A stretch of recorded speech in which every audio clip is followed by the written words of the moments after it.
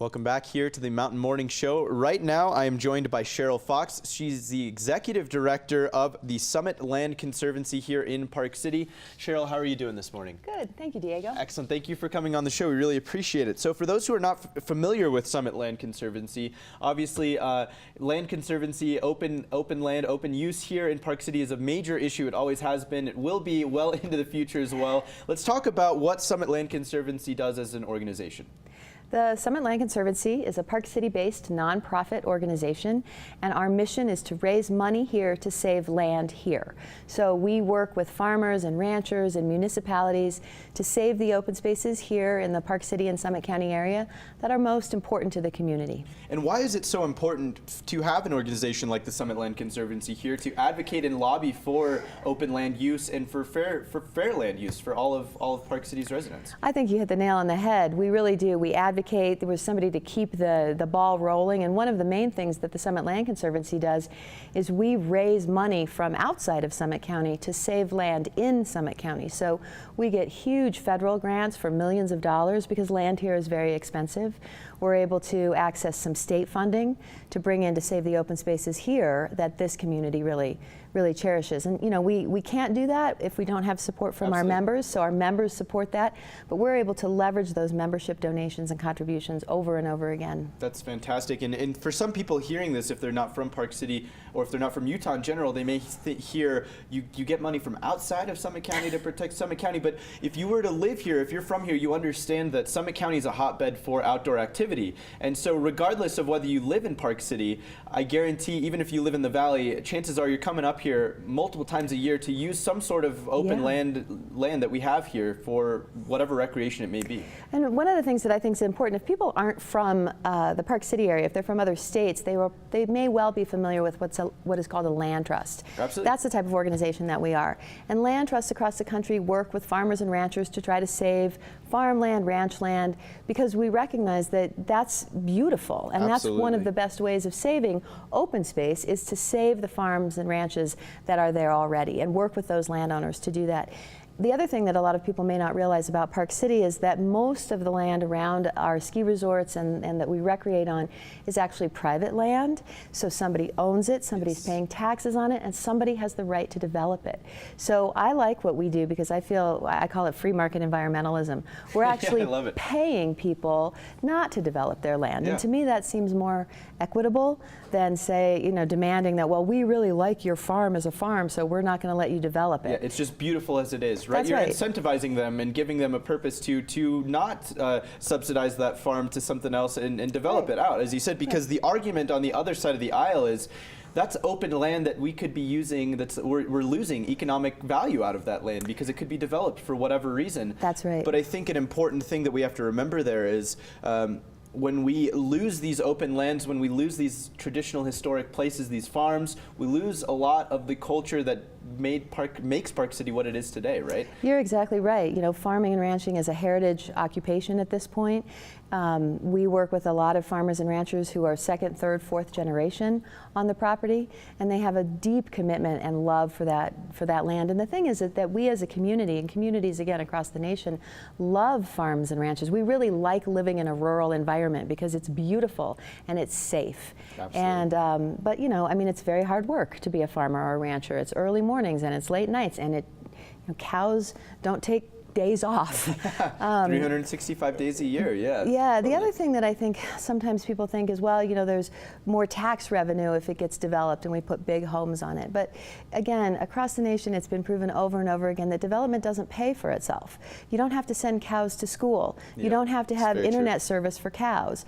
But if you put a subdivision in there, then you do have to have utilities and schools and snow plows and things like that. Water, electricity. And the larger community supports that and pays for that. So, you know, there's a curve where, you know, incoming development is a benefit to the community, and then you hit a peak, which we've now hit in Summit County, and it doesn't come back from that. So saving land actually saves us all money. Saves also. us a ton of money. So let's talk about how that's actually kind of in action right now as we speak. One of the last working ranches, I guess you could say, on Old Ranch Road, which is kind of ironic, there is the, and pardon me if I'm slaughtering this name because it's kind of a harder one, it's the Osguthorpe Working Rancher Yes. Farm. Let's talk about how you guys are working to help conserve and protect this one kind of last working ranch on that road. That's right. So we call this the green heart of the basin. If you Google Snyderville Basin or Old Ranch Road, what comes up is this, you'll see the map and this big green heart in the middle of it. And that is the Osguthorpe Farm. It's 158 acres. It's right on Old Ranch Road. And once you know where it is and once you know what you're looking at, we see it from everywhere. We see it from the ski resorts. If you're a road biker and you ride down Old Ranch Road, if you're on the trails in Round Valley, we see it. I actually talked to somebody who hikes up in the Deer Valley area and could see it over and see into it from there. So it's something we're definitely familiar with, but not probably openly familiar with it. What's the legacy of this farm? How long has it been there, and why is it so important to maintain its legacy? So Doc Osguthorpe bought it in 1947. It was the first property that the Osguthorpe family purchased in Park City. They now own that piece. They own a piece in Round Valley. They own some acres up at the Canyons area, and they have a sheep ranching operation. So this parcel of land is part of a bigger sheep operation that they have as a family. So Doc passed away a few years ago, excuse me, and his son Steve is now sort of the managing partner of the business, and Steve has 6 sons and 1 daughter, and they are all into agriculture and they want to keep it. So when we have a family like that who wants to maintain that heritage and maintain both the heritage and then the legacy for their coming children and also for the community. Absolutely. And so this is a little bit of a different kind of transaction than some of the other open space purchases that we've made here in Park City where we've just gone and bought the land.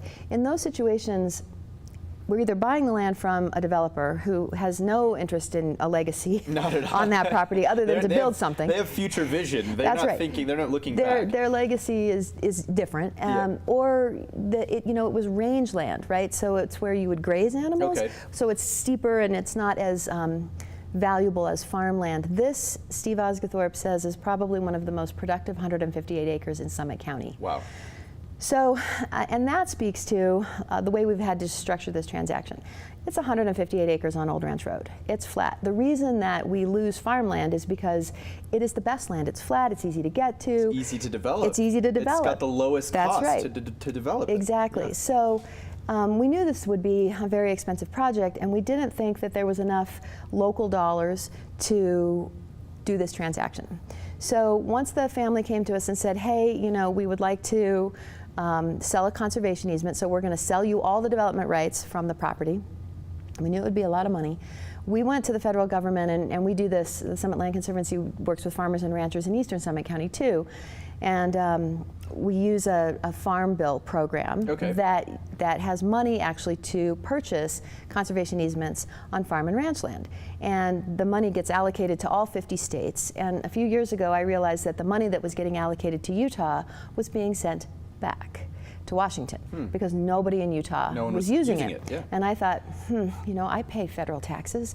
I'd like to see to see that money. I'd like to see that money saving some land here. So we, the Conservancy developed a program and the professional staff necessary. So anyway, long and the short of it is we made the application for the federal funding for this, and we got the largest grant that has ever been given to the state of Utah for this program to save farm and ranch land. And that speaks to, again, the federal government and the federal program, they look at farm and ranch land all across the country.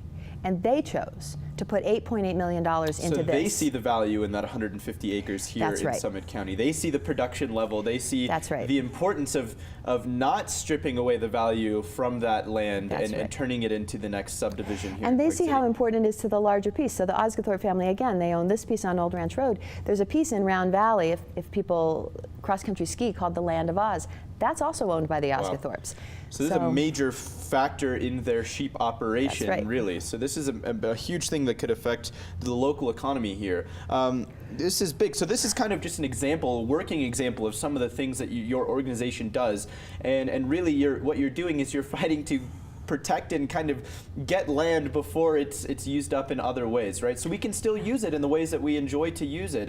As you said, the land over there in Round Valley is used for cross-country skiing during that time of the year. If that was purchased by a private owner, that could easily turn into a housing development that could no longer be used by the public. So that was our fear on that Round Valley transaction. It was within the city's annexation zone, so it could have had up to 120 homes on it. Wow. Which would have really affected everybody's experience on the rest of Round Valley. Absolutely. So again, the fact that we have a family that is willing to, when they do a conservation transaction, they never make as much money as they make if they just put up a for sale sign. Oh, absolutely. Yeah. No, that's the sacrifice that the family's willing to make, but they're doing it with the understanding of, we want this land to continue with what it's doing, and we want this legacy to continue. Let's talk about right now about how people can get involved with Summit Land Conservancy. Right. I know that a lot of people here in the Park City community are very passionate about this issue.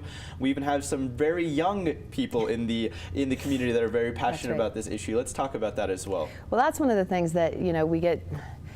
There are a lot of things that make us really humble and amazed and happy, as we do this work. But this year, as we've been working to save the Osguthorpe Farm, again, there have been a lot of people who have been incredibly supportive, incredibly generous, incredibly, just wonderful in the things they've been willing to do. But this year, we have a conservation breakfast, and we like to give an award to somebody who's really kind of stands out. And it was hard to pick this year because there were a lot of standouts, a lot of people who really moved the needle on this. And we chose Tennyson Klein as our Conservationist of the Year for 2018. And tell us why this is so special. Yes, Tennyson is 7. And Tennyson, even before we were working on the Osguthorpe Farm, his mom would call and say, "What's going on out there?" And across the street, a for sale sign went up on one of the properties, and the backhoes showed up. And his mom called me and said, "My son was in tears in in his car seat in the back of the car, right? Because the backhoes were ruining the sandhill crane habitat, and they were displacing the green fields that had been there his whole life." So when we had this opportunity, and he's driving again past the farm on Old Ranch Road, and he realized that, we were seeking donations. We wanted people to help. One of the first things Tennyson did was he wrote a letter to the editor of the Park Record. And he said, "Here's what I'm going to do. I'm going to give my entire piggy bank. I've been saving for a Lego set thing, but I'm going to give my entire piggy bank to help save the farm so that the sandhill cranes and the other animals and the farm has a place to be in Park City." So he did. He came to, we had a little event, and he emptied his entire piggy bank, which is not a piggy, it's actually a dinosaur. And it contained things besides quarters. I'm sure there's probably pieces of gum. There were other treasures. There were other treasures in there, which we gave back to him. But just that generosity and that willingness to give all of it. All of it. Not just a little bit, all of it. Not just all of it. He was willing to give up the whole Lego set he's been saving up for yes, I'm sure what feels like an eternity to him. Exactly. I believe that Santa came through for him on that because of his generosity otherwise. But it really spoke to us, and it, again, a lot of people have made similar really a stretch gift, a gift that was way more than they probably ever had given to anything else or even thought they could give, because they were inspired by Tennyson's example, as we all are, and inspired by the view of the farm and what that means to them as a community. So over and over again, as we've been raising money to save the farm, we got this big federal grant. You have to match that, right? The farmer can't just say, "Woo, that's a lot of money, I'll take that." That's not the way the program works. We have to bring money to the table. So we have to bring a total of $5.5 million to the table. At this point, we've raised $3 million. So we need another $2.5 million. Let's take a I'm sorry to cut you off. Let's take a very quick commercial break. Okay. When we come back, we'll get to how we as a community can support the Summit Land Conservancy for raising the rest of this money so we can make sure that the Osguthorpe Farm stays intact. We'll be right back right here on the Mountain Morning Show. Don't go anywhere. We're back right now with Cheryl Fox, the Executive Director of the Summit Land Conservancy here in Summit County in Park City. Cheryl, again, thank you so much for coming on the show. We really appreciate it. We're having a really good conversation about land conservancy here in Park City. We were talking about kind of raising funds when we last stopped speaking. So let's continue that conversation. How can we continue as a community to support the Summit Land Conservancy to raise more funds? So if people are interested in supporting the Osguthorpe preservation, they can visit our website. That's probably the easiest way, which is wesaveland.org. wesaveland.org. They can call us. We're right in Park City. All of our contact information, again, is on that website at wesaveland.org. We like to encourage people, if they're going to make a gift over $1,000, to maybe give us a call, because credit card fees can become pretty, you know, they start to matter when those gifts start to become large. Get big, absolutely. Yeah, you the know 3% turns into a lot of money. Exactly. As you know, as I said, so this is it's an expensive transaction because it is land on Old Ranch Road, and people know what lots out there sell for. We started with an appraisal. That's how we start all of our transactions. So we know what's fair. We know what's fair to pay the landowner. We know what's fair to ask our donors to support. And then, so we start with an appraisal, and then we go to the landowner and say, look, can you give us a discount? And so the landowner, the family in this situation, is reducing our purchase price by $3.4 million off of appraised value. Yeah. Wow. So that's called a bargain sale. So they're giving up $3.4 million. Of equity, of their own equity of their own land. equity in their land. Exactly. That's exactly what they're doing. And so then we have to bring the rest of the money to the table. So we got a large federal grant, as we talked about before, but we have to raise the last $5.5 million. We had hoped to have that raised by March of 2018, and we did not. We did not have it raised. So we had raised about $2.5 million. And the family said, oh, you know, well, actually what happened was Steve Osguthorpe said, I shook Cheryl's hand, and I'm going to do this deal. Wow. They could have walked away. They could have said, you didn't do it, we're out. We're out, yeah. Here goes the for sale sign. But Steve is the kind of guy who, if he shakes your hand, he means it, and so you better mean it too. Well, I think that's funny, because to me that's kind of a metaphor for the overall mission right here. You're kind of trying to preserve this traditional way of life, which I think this is a value that I think a lot of ranchers and farmers have. It's like, you know, if I shake your hand, if I do something, if I say something, I mean what I say, and I'm gonna do it. And You're so exactly right. That's really awesome for the family to be so passionate and so willing to, like I said, give up their own equity in their own land to continue this legacy. It's an incredible honor, I think, to be able to work with people like that, and who have such value in, again, you know, understanding what they have inherited and what's, you know, come to them in terms of their heritage, and wanting to protect that as a legacy for future generations. And it's not just for their own family or for their own kids. It really is for the whole community, which again is why the federal government supports these kinds of things, both through the Farm Bill programs and then also through tax deductions with conservation easements. Because the federal government, you know, as a whole, the nation recognizes that farmland is important, and we like to live next to farmland. And there's a whole host of studies coming out now about how we're healthier when we're surrounded by green spaces. And it doesn't matter how urban we get, agriculture will always be the backbone of American economy and American culture, really. So I hope so. So it's a major thing here. Food. Let's talk about, we need food. We need to eat. I'm hungry right now. Let's talk about your website, where people can go to keep up to date with everything. That's right. Before we take a look at this great trailer for the Osguthorpe Farm. So people can go to our website, which is wesaveland.org, and all of our information is there. There's a button you can click on about the Osguthorpe Farm. If they make a contribution, then we have emails that go specifically to that group of people, because we want to keep them updated on where we are. Again, you know, we are in the final stages of this. This is a $17.75 million transaction. We're down to the last $2.5 million. Wow. So we're getting happen. very, very close. Right now we have a matching grant in place. If people want to make a gift, that gift would be doubled. Wow. So again, wesaveland.org, and if they want to make a gift that's larger than about $1,000, we'd love to have them give us a call, and we can help with that.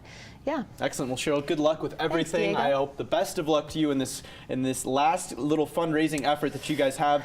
As the Park City community here, let's make this happen. We can raise this money for sure. Let's conserve our land here in Park City and be proud of the heritage that really developed the culture that we are really so proud of. Before we head into break, let's take a look right now at this little short film, I guess you could say, from the Summit Land Conservancy about the Osguthorpe Farm.